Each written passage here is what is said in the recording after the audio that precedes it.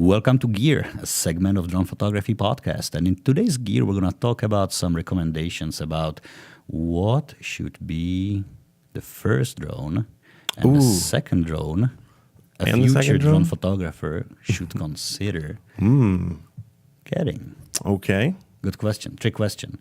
I get it a lot, actually.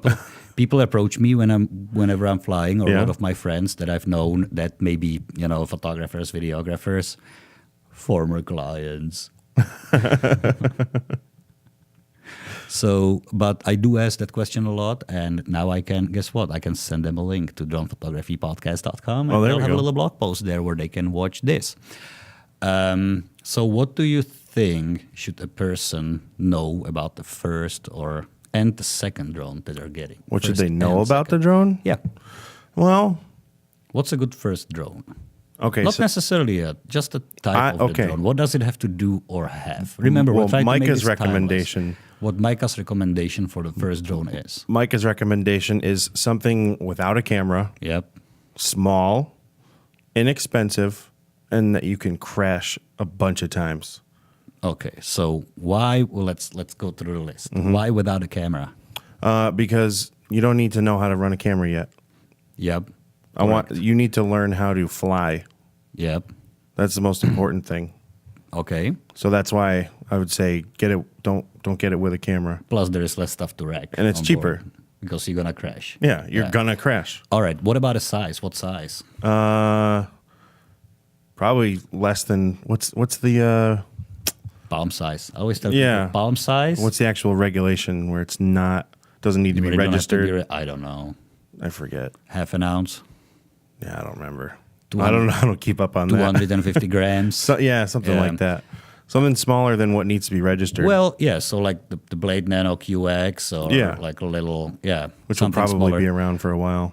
Cool. That's what I learned on. Yeah, me too. No, my first one was Traxxas something. DR1, I think it was, or whatever they call it. It was a little palm-sized thing. I bought it in the wintertime, and I was just flying the heck out of it. I was, bothering the heck out of it with my cats. They kept chasing after it and grabbing it after it. It was a lot of fun. Oh, yeah. Then I broke it, so I had to buy a new, shell and rebuild the whole the brushed motors and. So that was fun, but that was my first drone. Was a palm size. Nice. I still have it somewhere. I can't say enough good things though about specifically the Blade Nano QX because it's the way that they made it. Yeah. It's so rugged. You can crash it over and over again, like you were talking about. With your cats. Yeah. Well, I have a dog named Daisy, and we used to call the Blade. We called it the bug. I think it just said the bug. You want to get the bug, Daisy? And she would literally just chase this thing, jump in the air and grab it in her mouth. Yeah. And it would still fly, no problem. Yeah. Crash it into all kinds of things. Cool. So that is a good first drone. Yeah. What do you want to do with the first? Does it have to have a GPS, you think? I would recommend it not. No, those small ones don't have it anyway. Yeah. And I think what you want to do with it first, what you want to learn with that is get it in the air and hover it in one place. Yeah. Skill number one. Hover. Get it to hover in one place, because those little ones, because they don't have any GPS or any visual positioning aids, it forces you to actually control or work how to control the sticks and how does the aircraft, how does the drone. How does the aircraft respond to the controls of a pilot, a remote pilot? So the important thing also is a lot of those palm-sized drones, they'll come with the app to control it. Don't do the app. No. Because you want the physical response of the stick. You want the physical it's muscle feel. memory. Yeah. With the screen, it's very easy. You don't have any response. You don't see what you're really doing. And you're not going to fly any real drone later on in your career that runs off of an app either. Yeah, totally. So get something with a small controller and just ready to fly. Not bind and fly, ready to fly. Yeah, bind and fly might be a little too much. Well, at the bind beginning. and fly requires you to buy a separate controller that's larger that you may not need for the next drone if you're buying something that has a proprietary controller as your next. But also, don't get a piece of junk either. I would not recommend buying something cheap. You want something that's consistent. That's not gonna change much in the way it flies after each crash. Yeah, because then you're just gonna end up spending a lot of money. Yeah. Well, also I think part of the learning process is really important. And when you have something that that's got some good quality, you're going to, as you learn and you progress in your skill, you're going to get that feedback. And if you had something that might not hover as well just because it's not built well, you won't know that you're honing in your skills, and that might actually defeat you, or the control and you might give up. Work right. I mean, that applies to learning anything, really, because it becomes too difficult to control. And it may not necessarily be. So you want something that's going to give you the feedback to tell you, oh yes, you are learning, you are improving. A piece of junk might not do that. Yeah, a lot of those small ones. We should go down to Craig at B&H and ask him this question. What does he have on shelf there?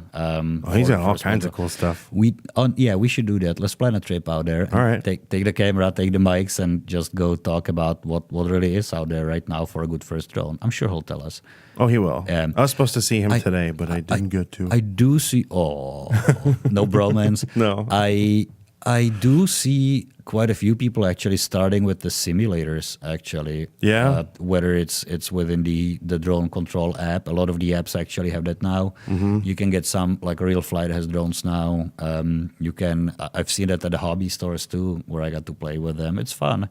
And so do you think it's wise for somebody to skip the first drone and try the simulator and then just buy something that's a little more expensive? No. I wouldn't do the simulator unless I was doing FPV racing. Yeah. Why? Because the simulator you see too. It's not first-person view simulator. You can actually see the actual drone. It's not the same.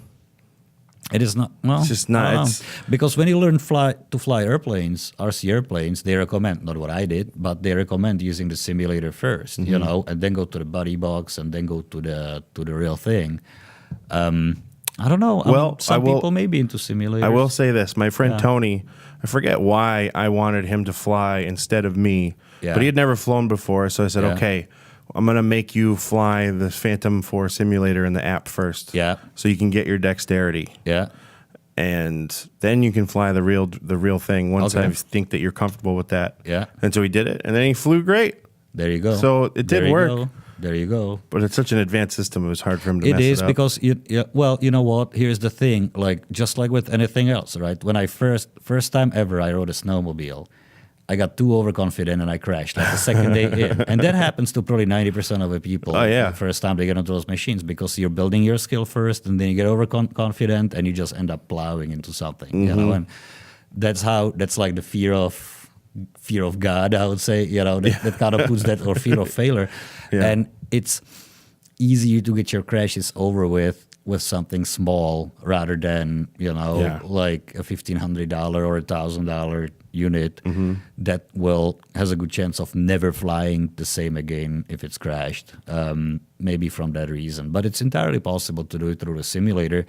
Also, if you have a friend, just like Tony reached out to you, you can ask them to, hey, can I go out flying with you and just watch, and let them use it. Tell them if they're crash it, they'll buy it, so they don't go too wild with it. But it's find a good open field. Don't put them in a situation when they're like under some pressure, or don't make them fly over water, or do something crazy, because they'll just scare them. But I have like 2 fields just designated for that, actually, just to bring people out and have them try the drones, and that works. That's cool too. So that's a good way. That's a good way to get into it. Now, second drone. Second drone? The best. So the one that they might actually make money with? Or take out for activities. Or, it's usually people try to get to it for a hobby, I would say, mostly. So let's start with that. Well, this is a tough one to answer if we want to remain timeless. So if you want to, yeah, it is. It is. But, okay, maybe this one will be time-bound. It's okay. Fair enough. Sadly, we can't make them all timeless. But so right now, I would say it still really depends on what you're going to be doing with it. I don't think I've seen people buy like a DJI S900 heavy lifter as their first drone with the GH4. Bad idea. Don't do that. Bad idea. Yeah. And I don't know what ended up happening, but I don't think it's. It definitely crashed. Yeah. For sure. Yeah. I'm not sure. It's just, I wouldn't do that. That's just, No. That's I'm not going to say crazy, but wild. Definitely wild. But a good second drone, it really comes down to what you're looking to do with it. So if you're looking to travel, do a lot of activities, and you are looking to mostly share stuff with your friends, and your thing is really instantly sharing without much workflow, without much editing, then probably some of the smaller units like the Mavic Air now, it's really cool. Or Mavic Air is, I was blown away. Yeah, at some of the footage that thing does. It's pretty incredible. I mean, the sensor in it is better, or is the same that what we were starting with, really. So it's not worse. It doesn't. You're looking for quick edits. You're probably looking for instant shares from the app mostly. And there are a few people that choose to like edit later, and if they know what they're doing, they can still get really good results out of that camera. I think it is a great second drone. To me, that would be a winner. If you're looking into something, I want one. Yeah, but there is but. There is a but. There is a but. If you are already a photographer and you are looking for something with a focus control, an aperture control, and maybe a bigger sensor, then I'm gonna say, any prosumer machine, the Phantom size, Phantom 4 Pro being one that comes to, or one of the anything that has the aperture control there, that's in that size, that's a good machine. That's a great prosumer unit. We use it for business, for fun, and it's a joy to fly. Overall, good flyer for hobbyists and for professionals. There is a little price. It's a little more expensive, and it's a little harder to travel with. It's about twice as expensive. Yeah, a little twice more expensive, and it's more difficult to travel with. It's just a bigger case, the bigger batteries, everything's bigger. You can just stick it in your pocket and go. So if you're into really like activities, or if you're into hiking, anything where you have to bring your gear and you want to keep it light, do the Mavic Series Air or regular. Or Autel has one that's in that size too now. I forgot do what they? It's called. Yeah, I'd love to see that. Yeah, we'll see if Craig has that, and we'll if he does, we'll hopefully be able to take it for a little ride. Can we borrow it? Can we borrow it? We'll bring it back with a cute video on a cart. No, we'll see if we can get our hands on it, and maybe we can feature that, because there are other drones there too. If you're a photographer already and you're looking maybe to spend some more money and you can afford it, maybe the Inspire line is really good, especially if you're into the video. But that's, again, you're looking for, dropping $8,000-$10,000 for a kit that you can actually make it for a day on a production shoot, if that's what you're into. And I don't know. I wish that I had bought an Inspire with an X5 before the Phantom 4 Pro.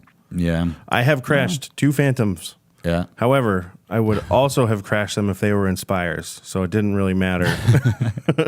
So the reason why they crashed was... So this is how you justify it, or this is how you make yourself feel better? You look at your crashed Phantom as your... Didn't it go in the water, or salt water once? Yeah, I was flying off a boat. Was that like the first thing you were thinking when you pulled that thing out of water? At least it wasn't an Inspire. No, actually, the first thing that I thought was I just stepped on a sea urchin, and now my foot is on fire. That actually is exactly what happened. Trying to recover your drone. Oh, what a bad day, dude. It's the worst. Yeah, I hope you weren't flying back home that day, because that'd be a really risky flight. Yeah. All right, well, so that's about it for that. Good first, good second drone. I hope you guys enjoyed the advice here. If you'd like to see this and many more segments, actually, you can look up gear at dronephotographypodcast.com.